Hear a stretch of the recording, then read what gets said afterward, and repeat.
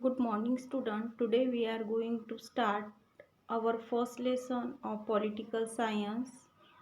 The lesson's name is Working of the Constitution, means how our constitution work. The textbook of political science till now have helped us to take an overview of local government. अब तक हमने हमारे जो political science का text book है उसमें हमारी local government का ओवरव्यू मीन्स वो किस तरीके से काम करती है ये सीखा है. The values and the philosophy of the Indian constitution as also the governing structures created by the constitution and India's place in international relations. उसके अलावा हमने सीखा है कि हमारे इंडियन कॉन्स्टिट्यूशन का गवर्निंग स्ट्रक्चर जो कॉन्स्टिट्यूशन ने बनाया है उसमें कौन से वैल्यूज़ यहाँ पर बताए हुए हैं, कौन सी फिलॉसफी उसमें बताई हुई है, उसके बाद में इंडिया की इंटरनेशनल रिलेशंस में क्या प्लेस है. The Indian Constitution has declared its objective to establish a secular democratic republic. हमारी जो इंडियन कॉन्स्टिट्यूशन है उन्होंने अपना ऑब्जेक्टिव डिक्लेयर किया हुआ है. उनका ऑब्जेक्टिव है कि एक सेक्युलर और डेमोक्रेटिक रिपब्लिक एस्टेब्लिश करना. Also, it has made extremely important provisions to ensure that the citizens get justice and their freedom is protected.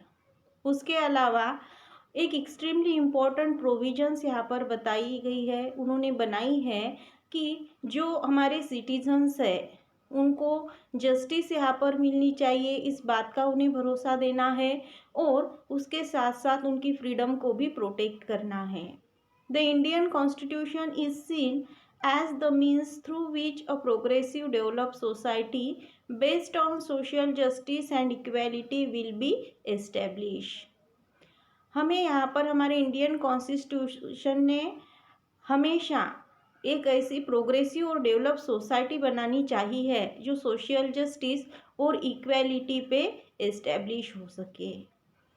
The Constitution came into force on 26 January 1950 and since then the government has been working in accordance with the principle of the Constitution.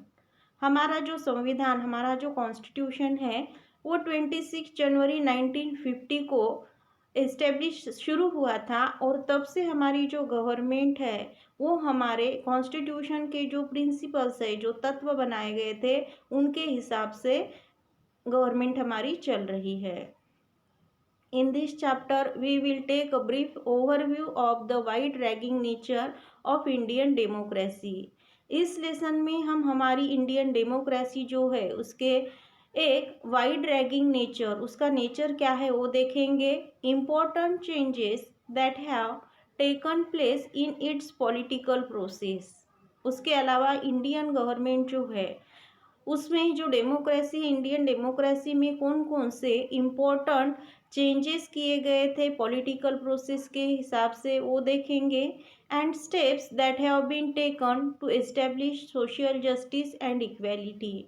और social justice और equality को establish करने के लिए कौन से steps लिए गए थे ये भी हम सीखेंगे. This review will primarily focus on three areas: democracy, social justice and judicial system. ये जो रिव्यू हम यहाँ पर ले रहे हैं वो प्राइमरीली यानी कि मेन करके तीन एरियाज पे फोकस करते हैं. पहला एरिया है डेमोक्रेसी, सेकंड एरिया है सोशल जस्टिस और थर्ड एरिया है जुडिशियल सिस्टम. हमारा फर्स्ट एरिया जो है डेमोक्रेसी, उसमें है पहला पॉइंट है political maturity. Democracy does not merely imply a representative structure. Democracy means एक सिर्फ रिप्रेजेंटेटिव स्ट्रक्चर वो इम्प्लाई नहीं करते. The essence of representative system is to integrate the principles of democracy in actual practice. The essence of representative system, representative system का क्या काम है, हमारे डेमोक्रेसी के जो प्रिंसिपल्स है उन्हें एक्चुअली प्रैक्टिस में इंटीग्रेट करना. Once this is done, democracy becomes an integral part of the political life of the society. और जब ये हो जाता है कि जो डेमोक्रेसी के प्रिंसिपल्स है, जब उन्हें एक्चुअल प्रैक्टिस में लाया जाता है, जब उन्हें प्रैक्टिस में यूज़ किया जाता है, तब डेमोक्रेसी पॉलिटिकल लाइफ का, सोसाइटी के पॉलिटिकल लाइफ का एक इम्पॉर्टेंट ऐसा हिस्सा बनती है.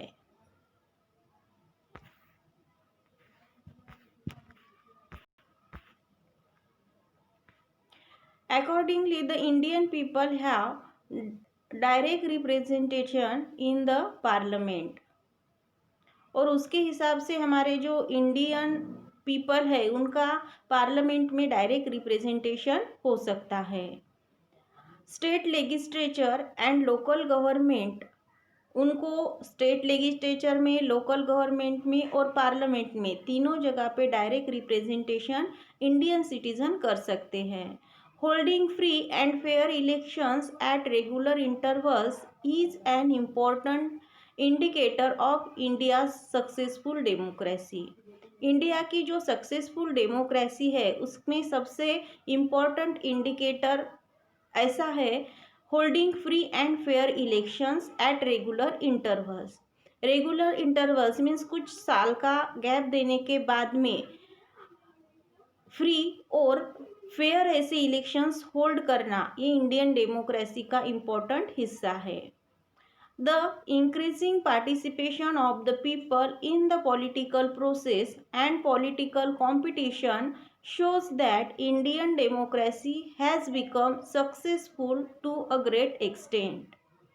अब इंडियन पॉलिटिकल प्रोसेस में और पॉलिटिकल कंपटीशन जो यहाँ पर दिखाई देता है, इंडियन पॉलिटिकल प्रोसेस और इंडियन पॉलिटिकल कंपटीशन, ये जो हमें दिखाई देता है वो हमें इंडियन डेमोक्रेसी किस तरीके से सक्सेसफुल बनी हुई है ये बताते हैं.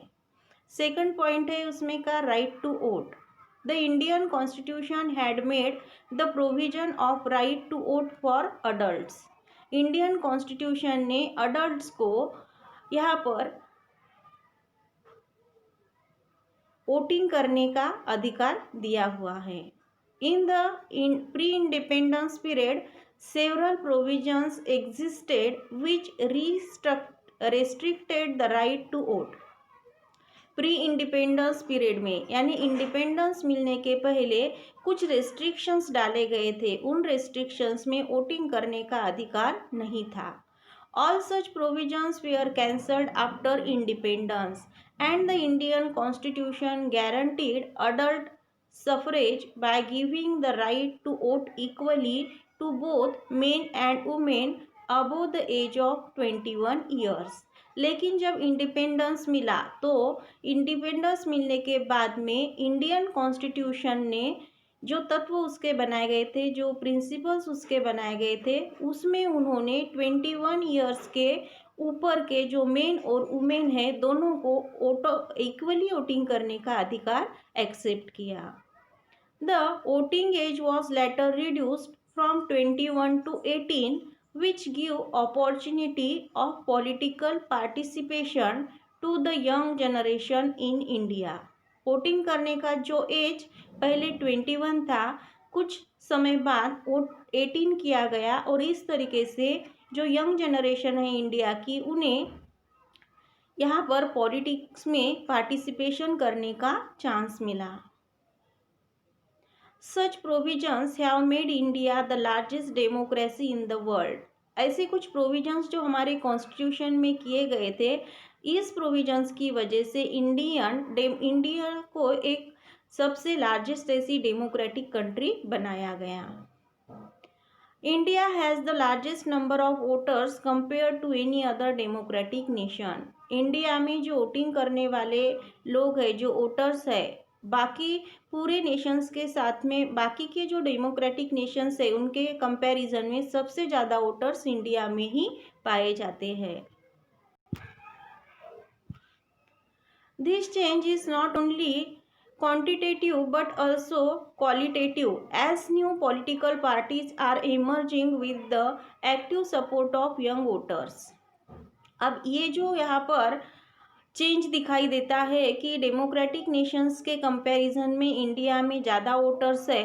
ये जो चेंज यहाँ पर दिखाई देता है ये सिर्फ क्वालिटी के हिसाब से नहीं है, ये सिर्फ क्वांटिटी के हिसाब से नहीं है, बल्कि क्वालिटी के हिसाब से भी ये चेंज बहुत बड़ा दिखाई देता है, क्योंकि यहाँ पर बहुत सारे यंग वोटर्स हैं जो अलग अलग पार्टियों को सपोर्ट करते हैं और जिसकी वजह से नई नई पार्टीज यहाँ पर आती है। These parties represent various expectations of people and compete in the political sphere. अब ये जो नई पार्टीज यहाँ पर इमर्ज होती है, नई पार्टीज यहाँ पर स्टार्ट होती है, ये जो पार्टीज है वो पीपल्स के जो गवर्नमेंट से एक्सपेक्टेशंस है उन एक्सपेक्टेशंस को रिप्रेजेंट करने का काम करते हैं और पॉलिटिकल स्पीयर में कंपटीशन में आ जाते हैं। और next point, decentralization of democracy, we will see in our next period.